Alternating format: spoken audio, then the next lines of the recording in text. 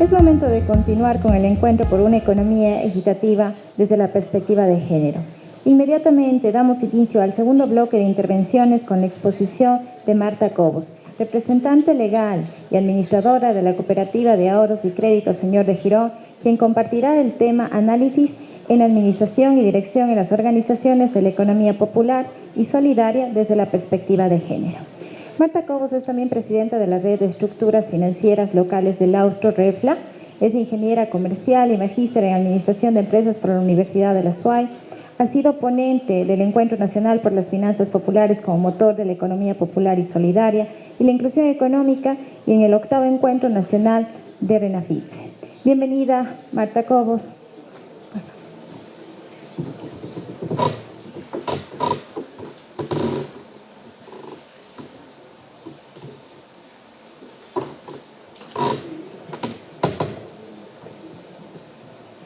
Economista Verónica Artola, gerente general del Banco Central del Ecuador.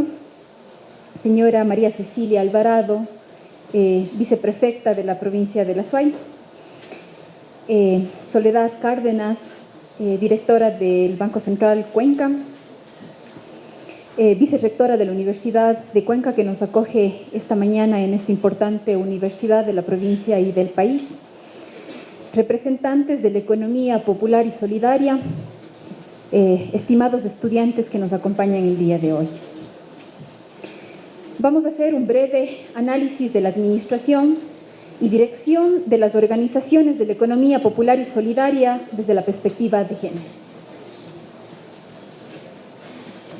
Conceptos breves. ¿Qué es la economía popular y solidaria? Según nuestra Constitución, es la forma de organización económica donde sus integrantes, de manera individual o colectiva, organizan y desarrollan procesos de producción, intercambio, comercialización de bienes y consumo para satisfacer las necesidades y generar básicamente ingresos. Eso es lo que reza la Ley de Economía Popular y Solidaria, que está desde el año 2010. ¿Quiénes conformamos la economía popular y solidaria? El sector cooperativo, que es la organización de todas las cooperativas existentes en el país, que somos alrededor de 670 cooperativas. El sector asociativo, que se encuentran básicamente las personas que de manera natural o jurídica con actividades similares dentro de la producción, dentro de los bienes de consumo, que se organizan y están dentro de este sector importante de la economía. El sector comunitario, que igual es un eje importante para la economía del país, en donde están todas las organizaciones vinculadas con relaciones de territorio, familiares, etnias, culturas, etc.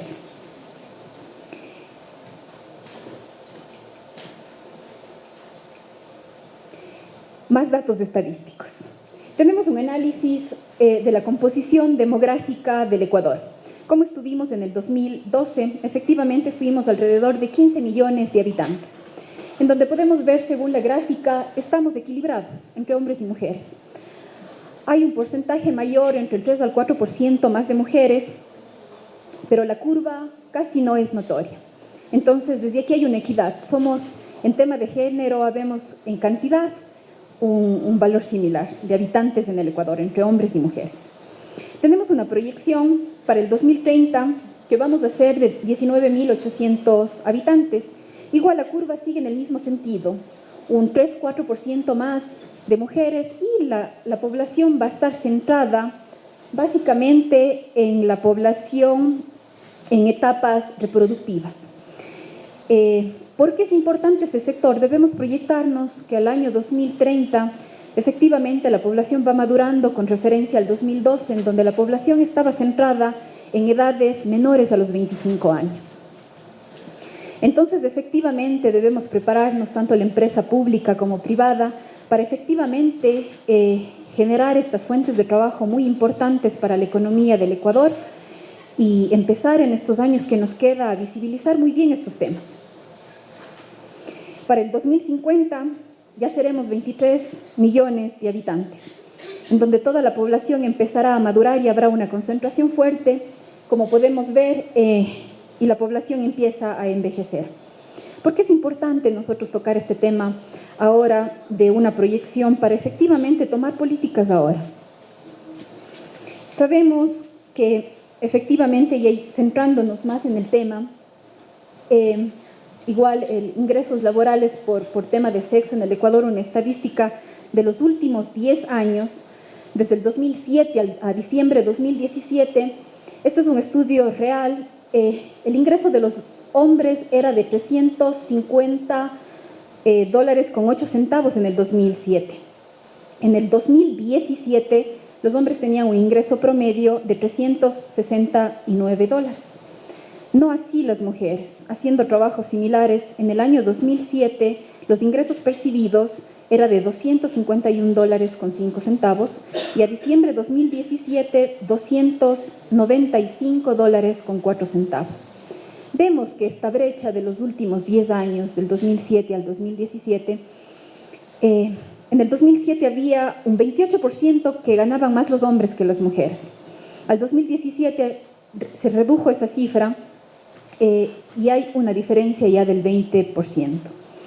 Entonces, esta brecha queremos que sea cada vez menor. Pero lo preocupante es que efectivamente nadie alcanza un salario mínimo vital. Se hacía un análisis desde los diferentes puntos o de los sectores de la economía y necesitábamos, según estadísticas, últimas estadísticas, para cubrir una canasta básica $700. No llegamos al 50% de esto. Sabemos que hay que trabajar, hay que hacer un trabajo duro entre la parte pública y la parte privada. Básicamente hay que ver qué estrategias efectivamente lo tomamos e ir midiendo para ver sus resultados.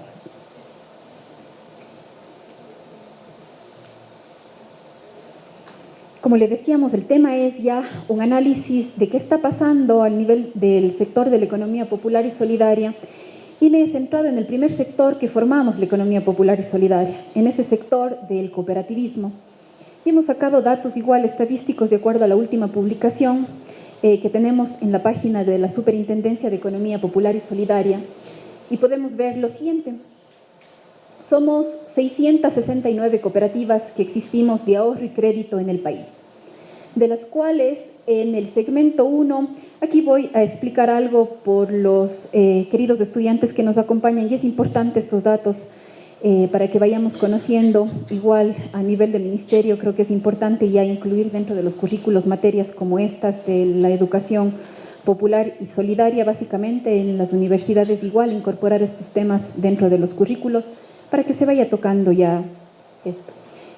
Las cooperativas, desde que empezó la Ley de Economía Popular y Solidaria en el año 2010-2011 con la creación de la superintendencia, a las cooperativas nos segmentaron por el tamaño.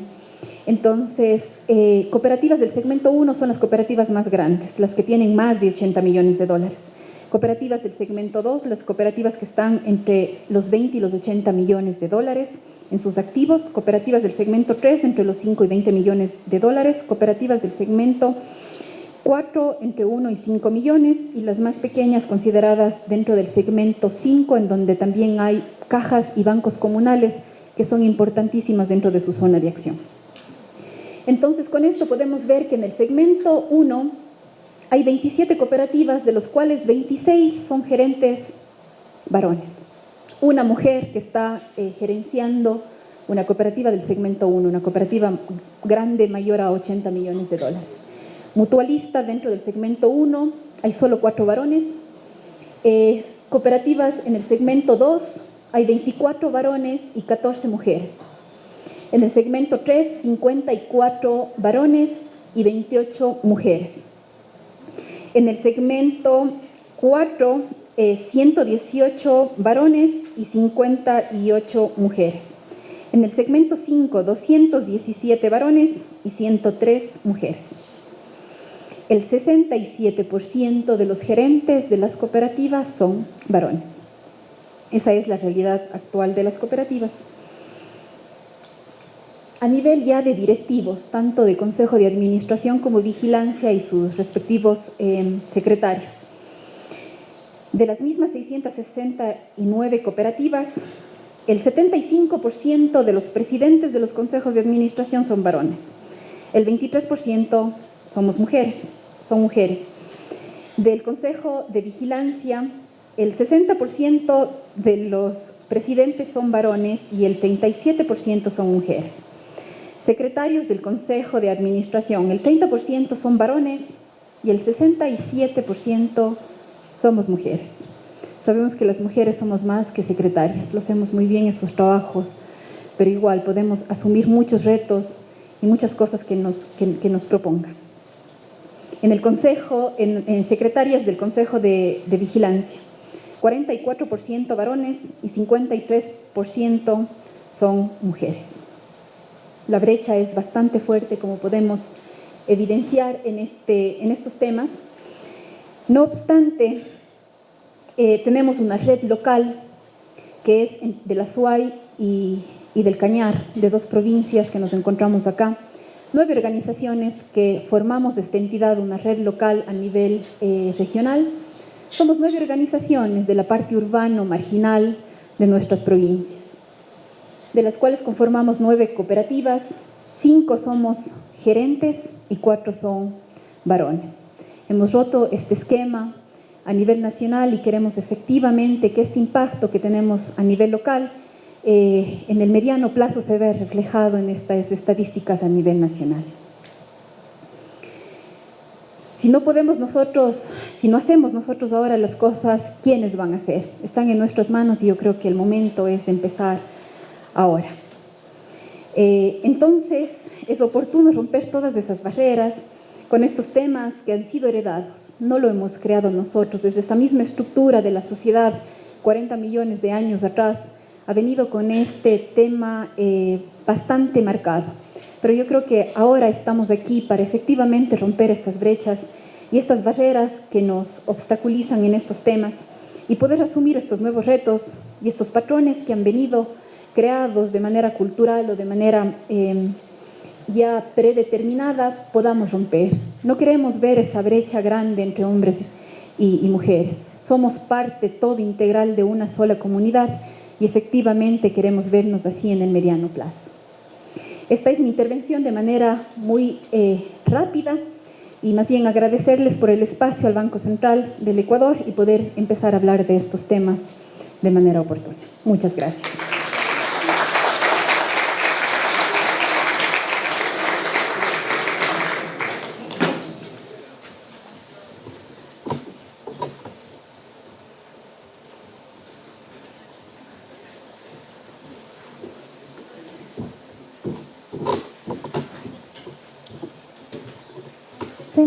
Agradecemos a Marta Cobos por su intervención, en la cual abordó de manera concreta la manera como se percibe el papel de la equidad de género en la dinámica de la economía popular y solidaria. Justamente, una de las características de las nuevas maneras de percibir y asumir la economía es la búsqueda de formas más equitativas e igualitarias en la producción y en la distribución de la riqueza. Esto va de la mano con la necesidad de impulsar crecientes formas de independencia económica por parte de las mujeres. Sobre este asunto nos va a hablar Carmen Dolores Solórzano, presidenta de la Red Nacional de Finanzas Populares y Solidarias del Ecuador, RENAFIT. Su exposición se denomina El emprendimiento y la erradicación de la pobreza femenina. Solórzano también es presidenta de Redescop, así como miembro de ASOFIT. Es gerente de la cooperativa de ahorro y crédito Mascop y miembro del Consejo Ciudadano Sectorial del MIES, de la Cámara de la Pequeña y Mediana Empresa de Pichincha Capeipi, de la CANAPEI y del Consejo Consultivo Productivo y Tributario. Con ustedes, Carmen Dolores Solórzano.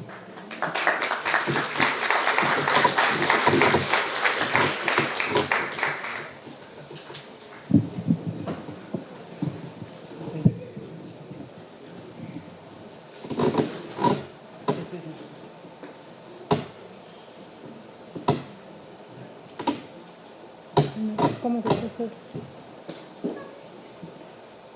Si tú no trabajas por tus sueños, alguien te contratará para que trabajes por los suyos. Stephen Hope. Es un honor para mí estar aquí en este encuentro para una economía equitativa desde una perspectiva de género. Permítanme presentarme. Mi nombre es Dolores Solórzano, soy del Cantón Biblián, de la provincia del Cañar y represento a la Red Nacional de Finanzas Populares y Solidarias del Ecuador, RENAFIPS.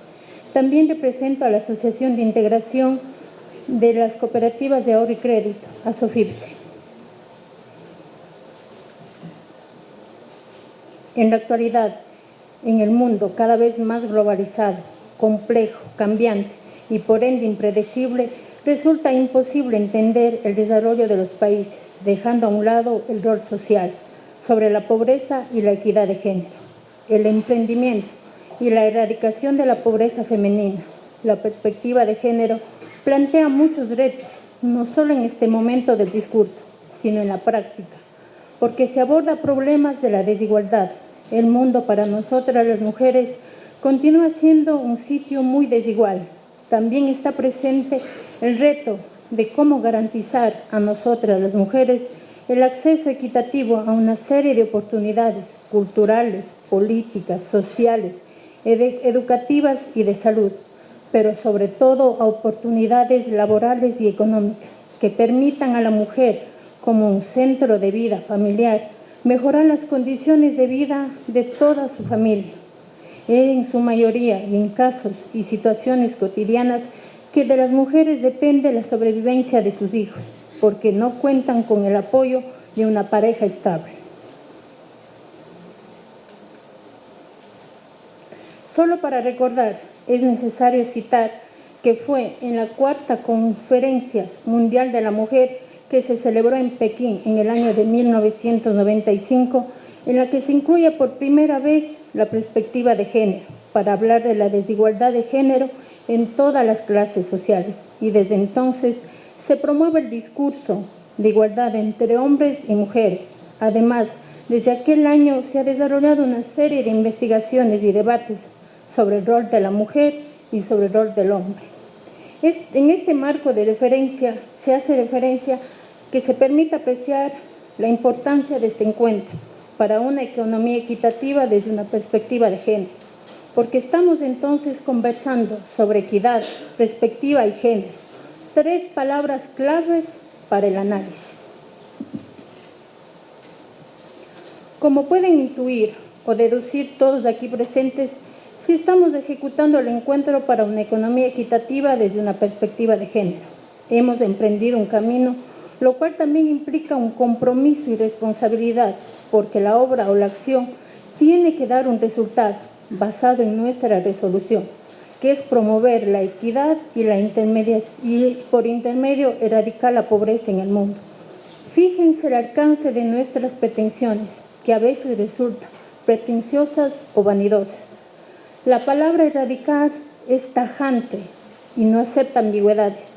Significa eliminar, desaparecer, terminar, y se relaciona también con terminar el hambre en el mundo, con terminar las injusticias en el mundo, terminar la inequidad que a veces parece irrealizable.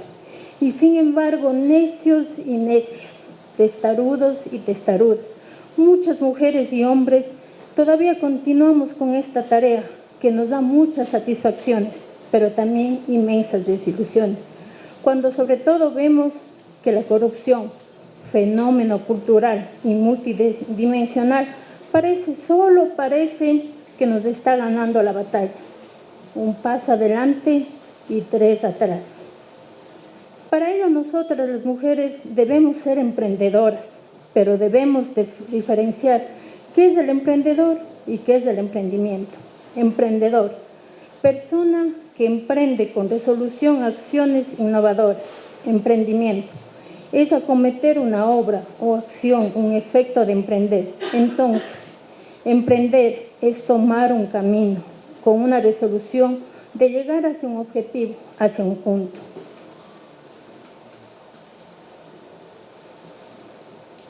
El doctor César Alarcón consta en su libro muy bien escrito, La mentalidad del emprendedor, publicado en el año 2012, y desarrolla algunas características del emprendedor: liderazgo, entusiasmo, convocatoria, etc. Estrategia, inspiración, éxito, estrategia, desarrollo social, riesgo, etc. Y un largo, etcétera, etcétera, etcétera. ¿Cuántos de los aquí presentes pueden jactarse de contar con todos estos atributos? ¿Con alguno de ellos o con pocos? Sobre todo en un país en permanente estado de crisis, donde se va perdiendo la capacidad de asombro, porque los hechos se vuelven tan cotidianos que ya nada nos sorprende. y sin embargo hay que seguir adelante. El doctor Alarcón dice, el emprendedor es que más que un concepto es una forma de vida, una manera de mirar la realidad, un modo de enfrentar los problemas y buscar sus soluciones. Todos los de aquí presentes, con el planteamiento general de este encuentro, somos de alguna manera también emprendedores. Fíjense en la tareita que tenemos, erradicar la pobreza femenina. Hasta hoy las Naciones Unidas no lo han conseguido. ¿Y nosotros qué? Con respecto al tema que nos ocupa, 3 páginas del doctor César Alarcón me han llamado poderosamente la atención.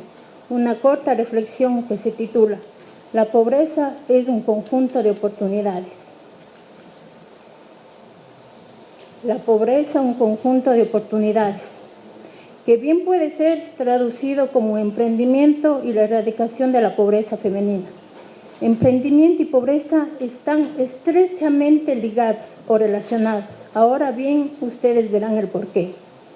Voy a citar ampliamente este corto texto, sobre todo con el convencimiento de que dará a todos ustedes luces para el debate y sobre todo para una propuesta.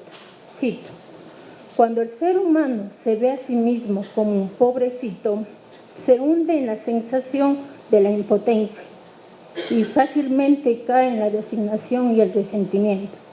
Desde esta visión se profundiza la brecha social y se empuja a la gente a la confrontación, se divide, se resta, se debilita a todos. Forzando esta categoría social, se puede decir que existe una cultura de pobreza, un sentimiento de ser pobre, una actitud hacia la vida de parte de las carencias más elementales. Y en esto precisa el doctor Alarcón que a una persona humana, si se la mira como pobrecito, solo merece la compasión y alguna que otra ayudadita social. Por eso el autor considera que la pobreza debe ser vista desde otra perspectiva, que de un cúmulo de carencias y necesidades debe pasar a ser mirada como un conjunto de potencialidades humanas que provoque el cambio, la transformación y la búsqueda interminable del objeto de la vida con un propósito. 2 enfoques han determinado históricamente el abordaje de la pobreza, sus posibles soluciones. El primer enfoque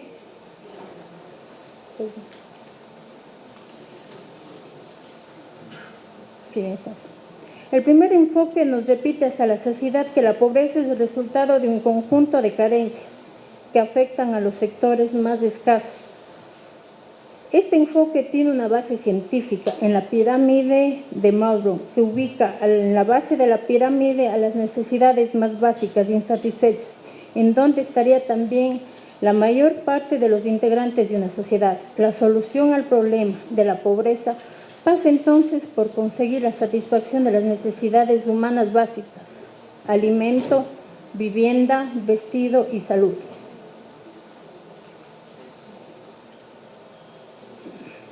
El segundo enfoque define a la pobreza como un conjunto de exclusiones.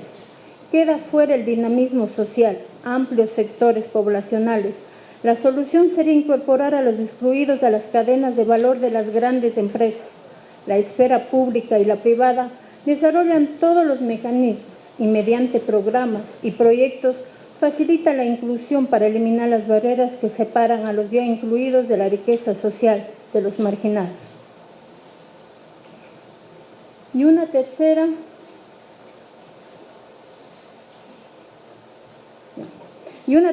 vía que la propone Alarcón está encaminada a la promoción humana, que reconoce el enorme potencial de los pobres. Si un pobre se reconoce como emprendedor, él mismo hará que cada circunstancia y ocasión propicia para emprender en una actitud que esté afín de su talento y destreza. Y muchos se han autorrealizado como agricultores, artesanos, intelectuales, comerciantes, científicos, deportistas, líderes comunitarios. Cada uno aporta con lo suyo y todos en conjunto forjan el progreso colectivo. Esta es una poderosa idea que debe ser reconocida la fuerza de lo cotidiano, esa voluntad o resolución de cada madre de familia, de cada padre de familia, que se levanta día a día para hacer patria. Como conclusión de esta tercera vía, solo con esta visión de emprendedor se puede multiplicar las fuentes de trabajo en una sociedad para erradicar la pobreza. En el espíritu del emprendedor y la confianza en sí mismo está el poder colectivo.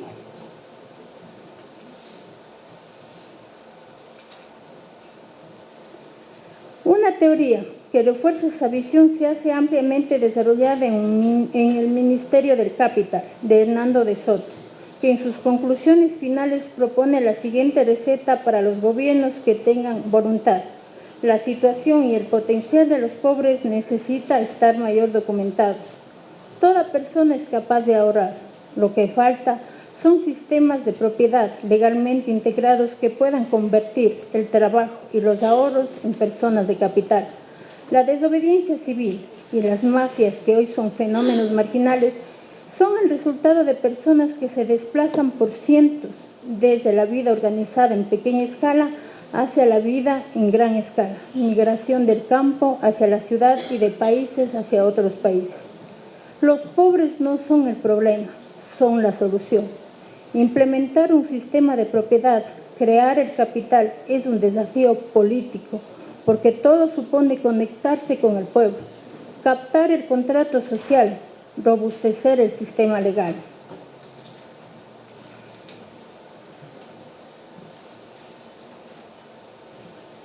El punto fundamental del encuentro entre César Alarcón y Hernando de Soto es que los pobres no son el problema, son la solución. Y esto nada tiene que ver con la matriz cultural. Es una falacia pensar que los pobres latinoamericanos o ecuatorianos no quieren tener éxito porque así es nuestra cultura. Porque la cultura misma puede ser moldeada y cambiada con una facilidad extrema. Podemos pasar de una cultura de pesimismo a una cultura de éxito. Todo depende de la actitud con que cada individuo asumimos nuestros problemas. En todo el mundo se trabaja duro, cuando se debe y cuando se puede. No es cuestión de culturas y la angustia existencial en general. Para todas las mujeres y para todos los hombres, emprender es empezar el camino, hasta alcanzar las metas y objetivos, hasta el alcance de todos. Todos podemos ser emprendedores. La erradicación de la pobreza femenina está al alcance de nuestras manos.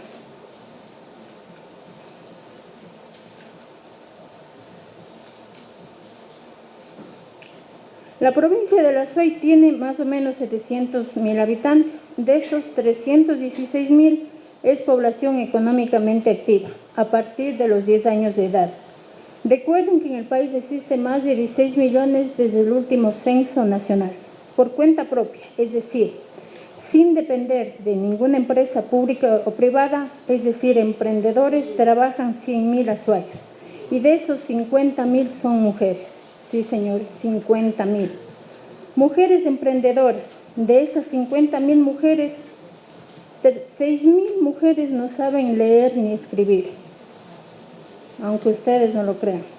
Entonces, ¿qué necesitamos? Necesitamos de una buena educación que mejore la autoestima y, por lo tanto, la calidad de vida de sus hijos. Con estos datos podrán ya comprender ustedes la complejidad de la tarea cuando se aborda el tema del emprendimiento y la erradicación de la pobreza femenina. ¿Qué está haciendo la sociedad? ¿Qué respuesta está dando la población a estos problemas? Existen muchas historias de éxito. Me referiré a una sola de ellas, la experiencia de la Red de Integración Agroecológica y de la Economía Social y Solidaria, que agrupa 10 organizaciones de productoras agroecológicas. ¿Por qué es tan importante esta experiencia en este marco del encuentro con enfoque de género? Porque el 95% de sus integrantes son mujeres que emprenden en la producción y la comercialización asociativa, y porque los resultados de esta red benefician a más de 1.200 familias de Azuay, según datos proporcionados por su presidenta actual, la señora Elvia Ponce. La red recibe apoyo y capacitación de algunas entidades y completa todo el ciclo productivo.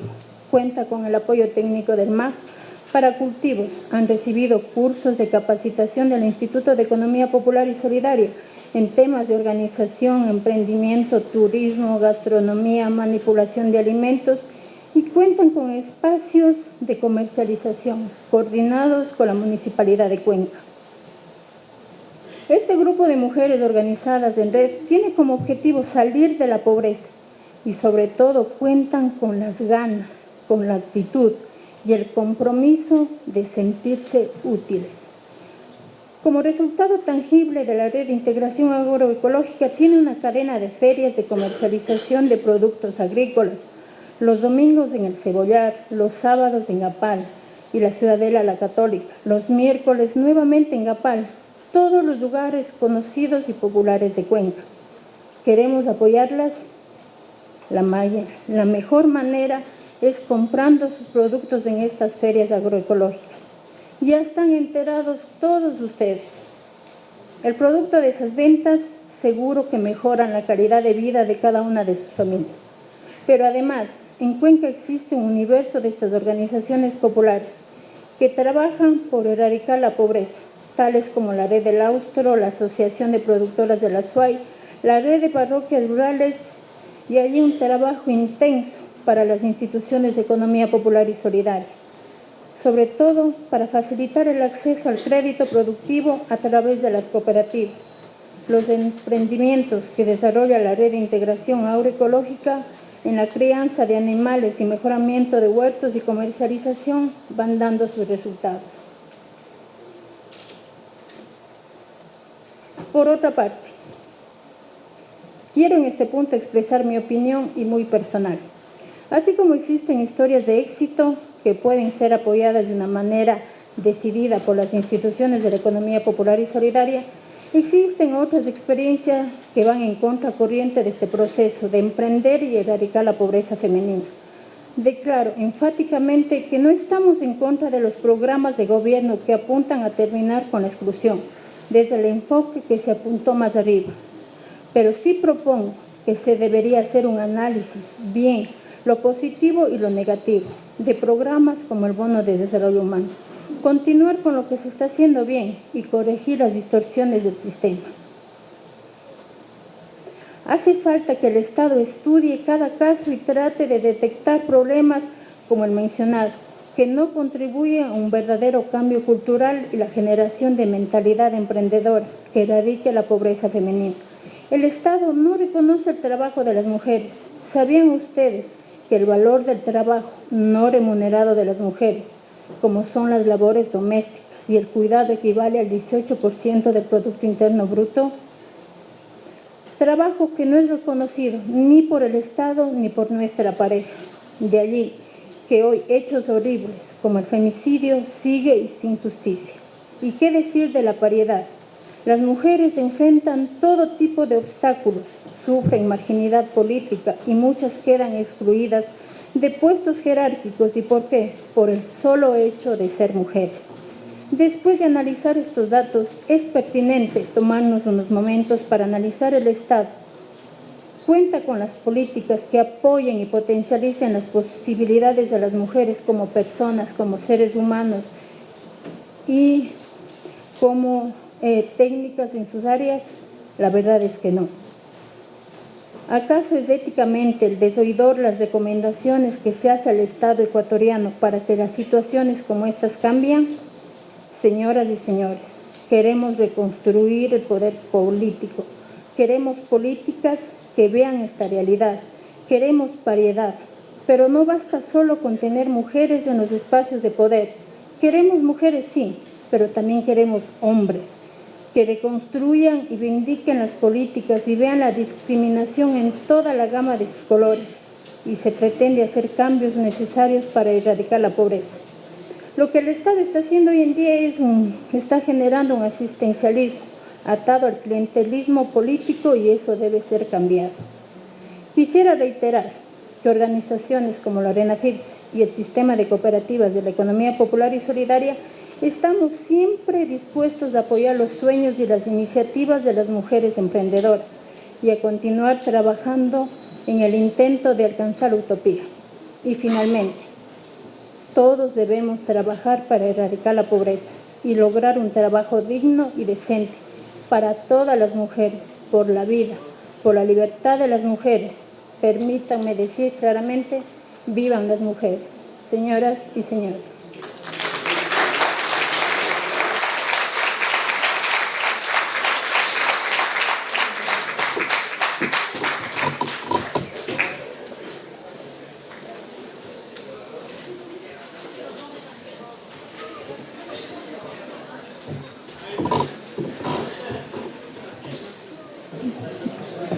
Muchas gracias, Carmen, por su exposición de ideas, las cuales sin duda contribuirán a los presentes a fortalecer sus emprendimientos o, por qué no, a darles forma e impulsarlos. El emprendimiento es un camino seguro a la independencia económica. En la misma línea de analizar el papel asignado a la mujer en el proceso de crecimiento y expansión del sector de la economía popular y solidaria, llega la ponencia titulada El rol de la mujer en el fomento de la economía popular y solidaria, a cargo de dos expositoras, Gabriela Álava y Catalina Sigüenza. Gabriela es directora de programas de capacitación y liderazgo, gobernabilidad del Consorcio Universidad de Cuenca SPOL, es ingeniera comercial de la Universidad de Cuenca, magíster en gestión y liderazgo educacional en la Universidad Técnica Particular de Loja y candidata a doctora en ciencias políticas y de la administración en la Universidad Complutense de Madrid. Actualmente es docente de Ciencias Económicas y Administrativas. Por su parte, Sonia es licenciada en Género y Desarrollo y es experta en gestión organizacional.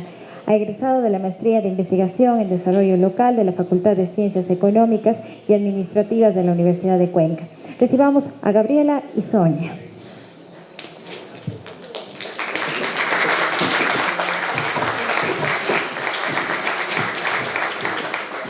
Gracias con todos. Un cordial saludo a la viceprefecta de la provincia de La Suay, a la gerenta general del Banco Central Ecuador, a la directora del Banco Central Zona 6, a los representantes de los gremios del sector productivo e industrial de Cuenca, a los representantes de las diferentes instituciones financieras, a los expositores, a las autoridades de la universidad, a los representantes y delegados de entidades públicas, a los compañeros docentes que nos acompañan, señoras, señores estudiantes, público en general. Ante todo, quiero comenzar agradeciendo por la invitación del Banco Central y por el espacio que se nos ha brindado para que podamos el día de hoy exponer las experiencias que tenemos desde la investigación. En este caso, yo trabajo en las líneas socioorganizativa y en la línea de economía social y solidaria. Vengo trabajando en la carrera de sociología y dentro de la carrera de sociología en la unidad académica acompañamiento organizacional al desarrollo, que trabaja en líneas de investigación social. Es desde aquí en donde en las diferentes investigaciones que vengo ya realizando desde el año 2010, la variable género ha sido siempre una variable transversal en todos nuestros análisis, en donde vamos viendo un sinnúmero de desigualdades y cómo en este caso se va invisibilizando la presencia de la mujer. Cuando la mujer es quien de manera solidaria, de manera cooperativa, trabaja más con una visión colectiva. La mujer es quien como ya nos decía Alison, quien aporta a la sostenibilidad de la vida, y así como lo dice Vandana Shiva, con prácticas solidarias, con prácticas ambientales. Y es de esta manera un rol importante que realiza la mujer, y desde donde es importante realizar todos estos análisis críticos y estas reflexiones. Básicamente, ahora me encuentro realizando mi tesis de doctorado, que es en la línea de economía popular y solidaria, y es aquí en donde trabajo sobre el tema de sostenibilidad organizacional agroecológica y cómo esta apoya al fomento de la economía popular y solidaria. En esta investigación, en donde se levanta información primaria de una muestra representativa de organizaciones que se perciben como agroecológicas, asimismo, una variable principal al analizar el cómo está la composición del tejido social agroecológico es el tema de género, en donde todavía se ve mucho más arraigado todas estas desigualdades por las diferentes tareas reproductivas, tareas comunitarias, tareas productivas que tiene una mujer frente a las tareas productivas que tiene un hombre, en donde ya no se visualiza tareas reproductivas. Y es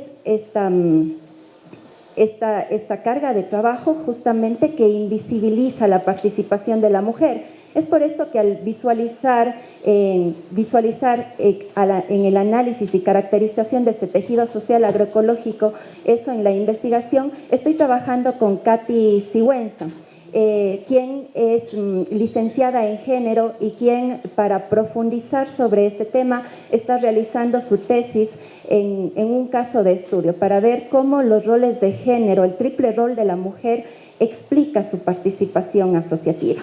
Es por eso que esta exposición tendrá básicamente dos partes. Una primera parte desde la investigación que realizo, en donde en la contextualización y caracterización de las organizaciones vamos a mirar algunos datos relevantes de cómo, de un análisis crítico desde el punto de vista de género, y luego con Katy veremos el tema de la influencia del triple rol de la mujer en la participación. Básicamente, los datos que voy a presentar son con metodología cuantitativa. Vamos a ir a datos estadísticos, que es mi fuerte. Sin embargo, en las investigaciones que hemos ido realizando, hemos visto que es importante trabajar con enfoques integrales, ¿sí? Si bien es cierto, la metodología cuantitativa tiene un enfoque positivista y garantiza la objetividad y la credibilidad, es necesario trabajar con enfoques integrales, desde donde también trabajemos con metodología cualitativa y metodología participativa. Y ya vamos a ver en este estudio cómo la metodología participativa, por ejemplo, se ha convertido en transversal para poder levantar nuestros datos, para poder acercarnos y aproximarnos un poquito más a observar esa realidad, en este caso, de cómo se desenvuelve la mujer en la economía popular y solidaria. Bien. En la investigación que les mencionaba que realizo sobre la sostenibilidad de organizaciones agroecológicas, encontramos una fuerte problemática en torno al tema de desigualdades. Desigualdades, como ya hemos mencionado, desigualdades de género, en donde en estas organizaciones todavía son mucho más acentuadas por el tema de falta de capacitación que tienen las mujeres, por el tema de que se ve que la mujer tiene que estar sobre todo en el rol reproductivo, realizando una serie de tareas que impiden su participación. Se observa desigualdades en cuanto al tema de sostenibilidad de la vida, en cuanto a prácticas de cooperación, a prácticas solidarias, a prácticas agroecológicas.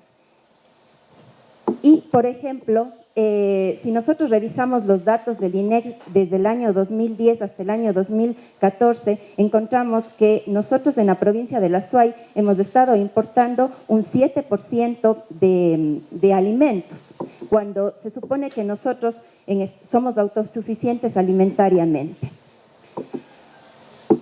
Si bien es cierto, a partir de la Constitución del 2008, se reconoce al sector de la economía popular y solidaria y se da una legitimidad a este sector. Luego se crea la Ley Orgánica de Economía Popular y Solidaria. A pesar de todo esto, no se logra cumplir con un pilar fundamental, que es el de la eficacia, porque realmente ha existido muy poca intervención y la investigación es muy escasa en estos temas.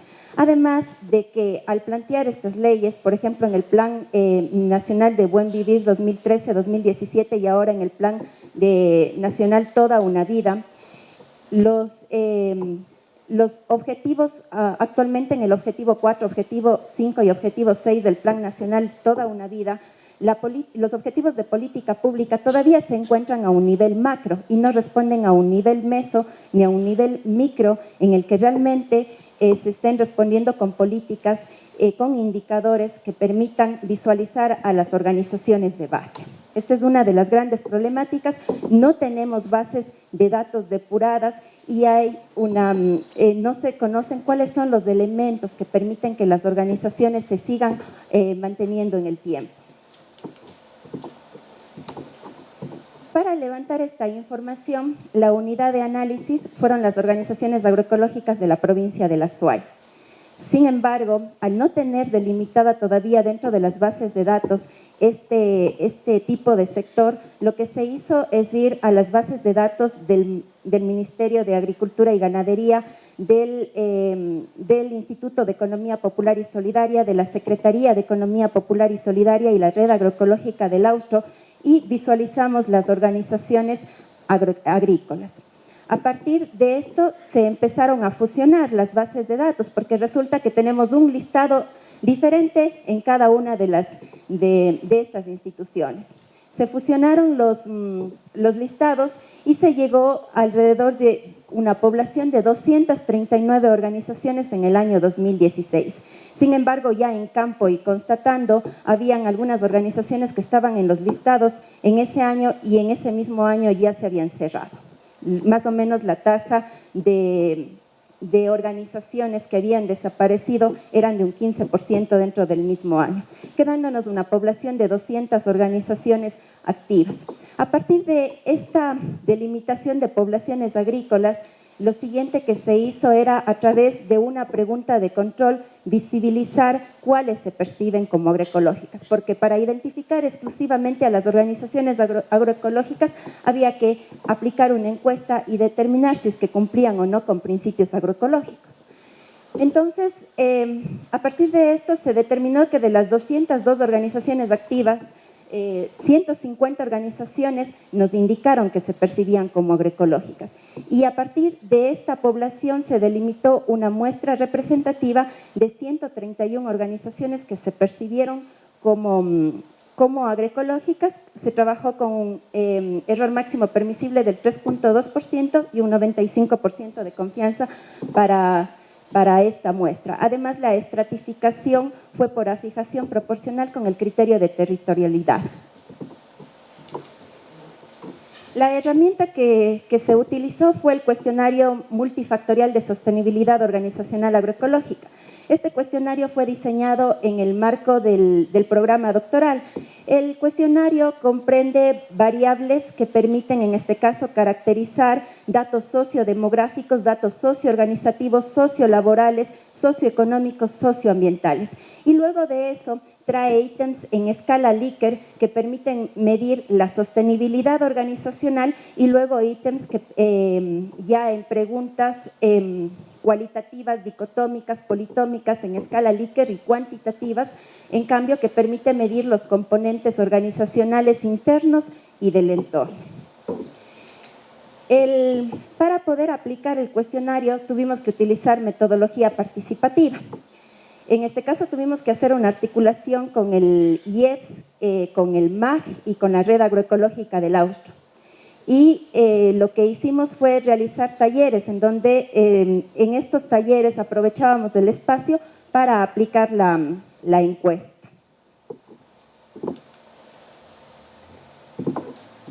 Una vez que ya se generaron las bases de datos, el momento en que nos encontrábamos realizando la caracterización, se puede observar dentro de los datos socioorganizacionales que la variable sexo es una variable muy importante, en este caso, en el tejido social agroecológico. Como nos fijamos, es la mujer la que está apoyando en la agroecología, un 76%, en este caso de esa muestra representativa de 131 organizaciones, son un 76% de socias mujeres y un 24% de socios hombres.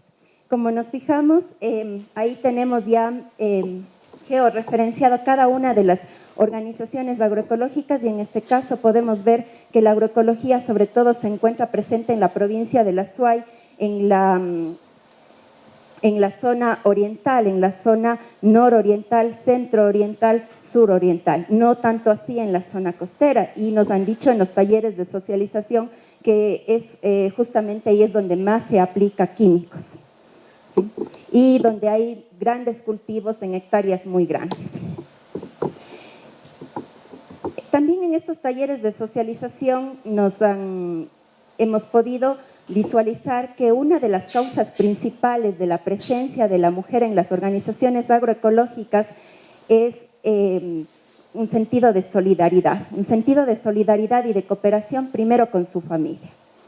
Y es que la producción que se realiza es básicamente primero para su consumo familiar, luego para la comercialización. Es así que en la encuesta se visualiza que el 34% de su producción va primero destinado a su consumo familiar y luego el 66% va destinado a la comercialización.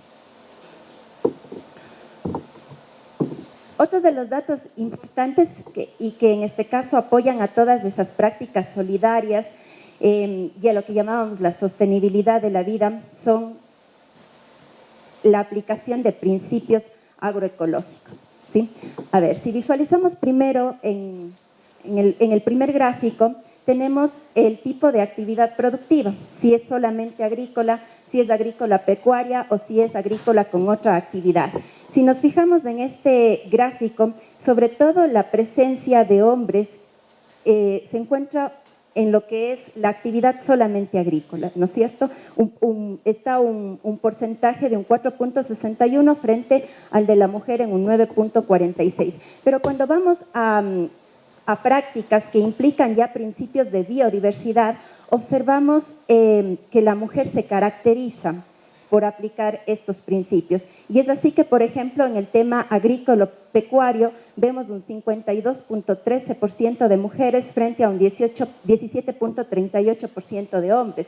En agrícola con otra actividad, en donde sobre todo en otra actividad está el tema de agrícola con artesanía, vemos la mujer presente en un 14.11% frente a un 1.54% de los hombres. Ya en lo que tiene que ver con prácticas agroecológicas y los principios, se trabajó desde Altieri, Sevilla, Naredo y se llegaron a determinar 9 principios agroecológicos. La agroforestería, el reciclaje y reutilización, el cuidado del suelo, las técnicas ancestrales, los recursos locales, la protección de cultivos. Sin embargo, luego ya el momento en que se empezaron a realizar los constructos, las variables para realmente determinar si esas preguntas estaban midiendo o no esos principios, se verificaron que se cumplieron 6 principios que tenemos ahí: reciclaje y reutilización, agroforestería, diversificación de cultivos, mejoramiento de condiciones del suelo, cuidado de agua e integración animal. Y como podemos ver de manera descriptiva, en este gráfico número 2, es asimismo la mujer básicamente la que está aplicando todos estos principios en una forma proporcional muy alta frente al hombre. Cuando inferimos, y ya no analizamos solamente descriptivamente en las 131 organizaciones, analizamos la capacidad explicativa de los principios agroecológicos en hombres, número de socios hombres y número de socios mujeres, podemos ver que se infiere y que podemos ya generalizar y demostrar que son el número de socias mujeres las que explican significativamente la aplicación de principios agroecológicos.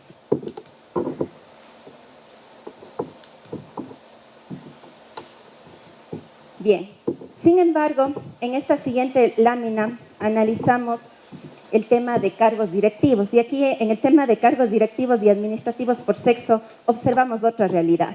Mientras en lo anterior, en el tema de aplicación ya de trabajo, de principios ambientales, principios agroecológicos, veíamos que era la mujer la que estaba presente. Cuando analizamos ya desde el punto de vista de cargos directivos, visualizamos que en los cargos de poder y toma de decisiones, básicamente en mayor proporción está el hombre.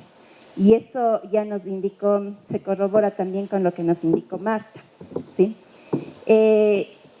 La mujer está presente sobre todo en los cargos de tesorería, de secretaría, ¿sí? Como podemos observar también, la contratación de empleados es muy poca en las organizaciones agroecológicas. Sobre todo, la contratación es para el tema del área contable y los aportes que ellos realizan va dirigido hacia poder contratar un contador. Y asimismo, como visualizamos ya en cargos administrativos de empleados contratados en las organizaciones, quienes desempeñan también el área contable son las mujeres, mientras que en el área administrativa son los hombres. Eso descriptivamente en las 131 organizaciones.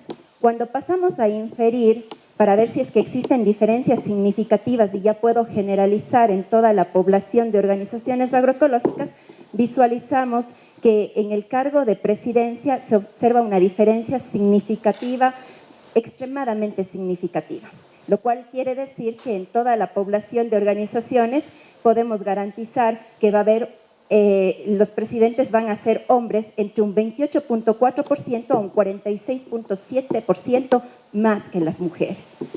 Visualizamos también que de forma significativa en toda la población de organizaciones van a haber más tesoreras, más secretarias y en este caso en tesoreras un 10.5% a un 22.8% más de mujeres que de hombres.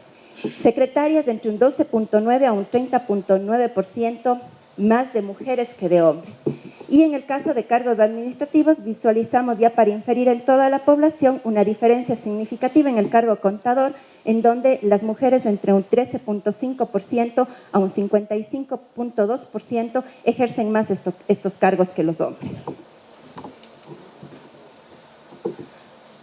Otro aspecto importante al realizar esta contextualización de las organizaciones es el tema de la procedencia de sus recursos financieros.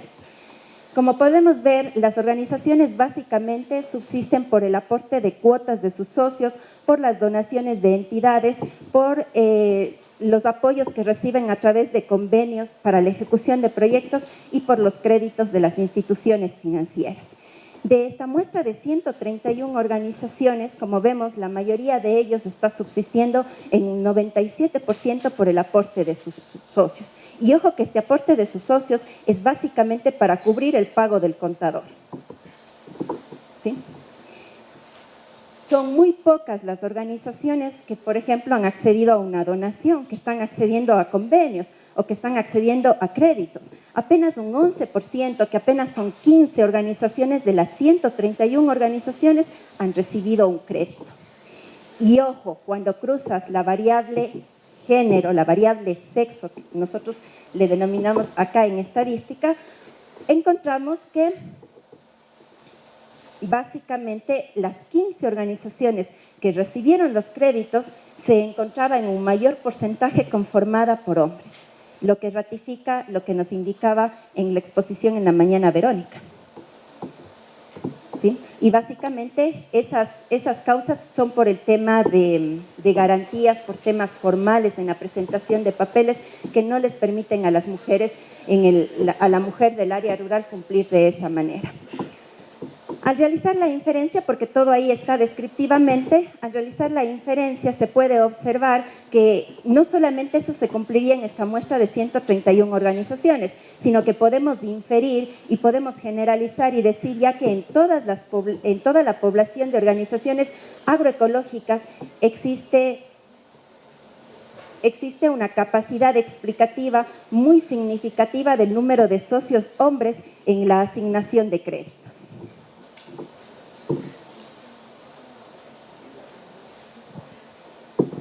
Bien, desde el tema que estoy analizando, que es la sostenibilidad organizacional agroecológica, cuando analizamos el concepto de sostenibilidad, es un concepto que todavía está en construcción.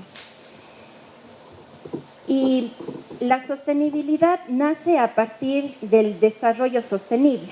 En 1987, con lo de la doctora Brundtland, Nuestro futuro común. Y nace a partir del latín subtenere, que significa mantenerse en el tiempo. Entonces, cuando hablamos de un concepto de sostenibilidad débil, como lo manifiesta Norton, estaríamos hablando solamente de mantenerse en el tiempo. Pero a su vez Norton dice también hay la sostenibilidad fuerte. Y la sostenibilidad fuerte sería entre la interrelación entre lo socioeconómico y lo socioambiental. Sin embargo, luego en la Cumbre de Río en 1993, el Banco Mundial y diversos autores nos invitan a analizar la sostenibilidad desde un enfoque integral.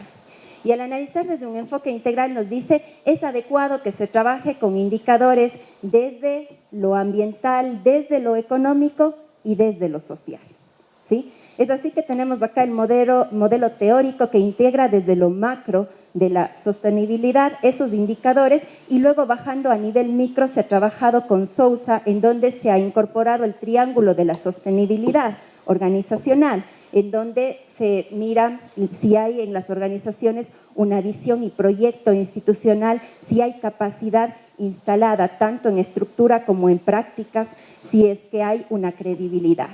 Y lo que se ha hecho es incorporar en el tema ambiental, como son organizaciones agroecológicas, desde Altieri y Sevilla, los principios agroecológicos.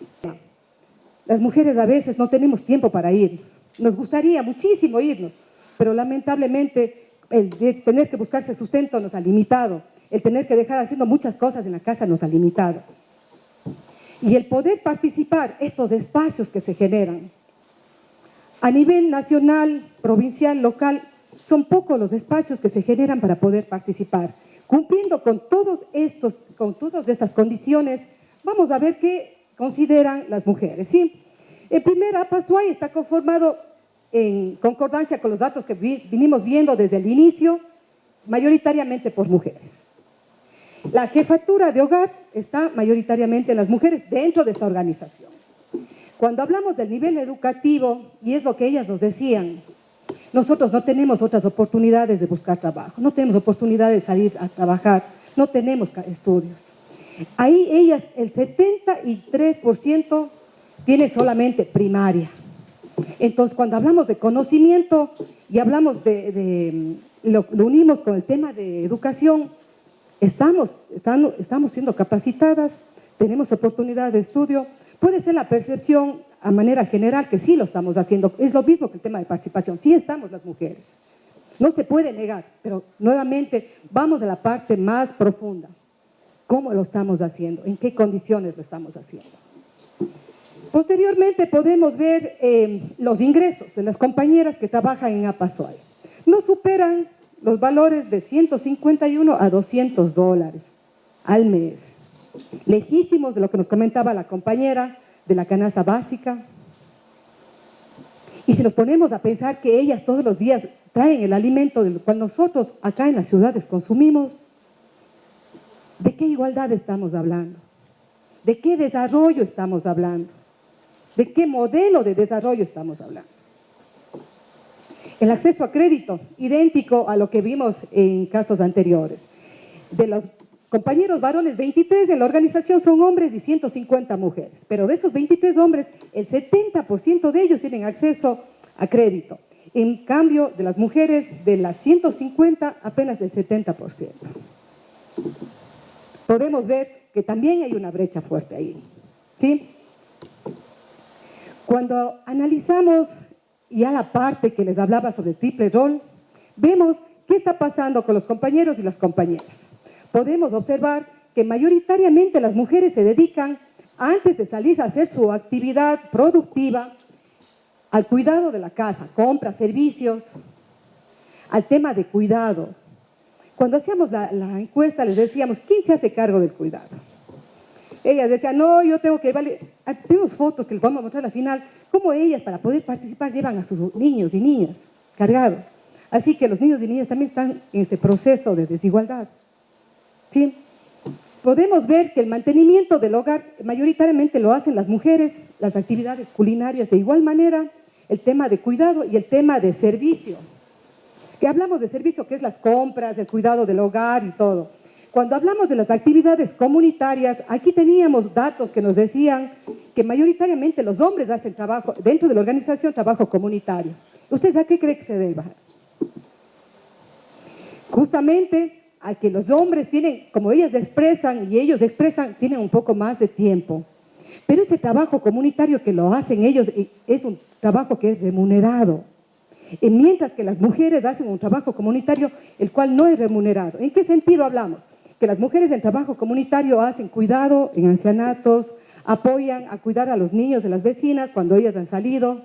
En cambio, los compañeros varones hacen ese trabajo de hacer gestión para el agua, hacen gestión para poder producir, para poder conseguir estos proyectos que puedan aportar a la organización. Son palabras textuales que les repito de ellos, ¿sí? Y finalmente podemos ver lo que es las actividades productivas, horas promedio a la semana. Las mujeres en horas productivas dedicadas a la organización son 29 horas, en cambio los hombres 16 horas. También podemos ver ahí una brecha significativa. Vamos un poquito más y decíamos a ellas, les preguntábamos junto con los compañeros, cuando estamos hablando de uso y control de los recursos, ¿quiénes están a cargo, quiénes deciden sobre eso? Aquí están los resultados donde podemos ver, cuando es el socio hombre, decide él. Cuando es la socia mujer, decide mayoritariamente en un porcentaje más alto la pareja, o ellas decían que los dos. ¿Sí? Vemos ya un pequeño cambio donde se escucha ya que hay una decisión en pareja. Posteriormente vemos quiénes deciden sobre los bienes.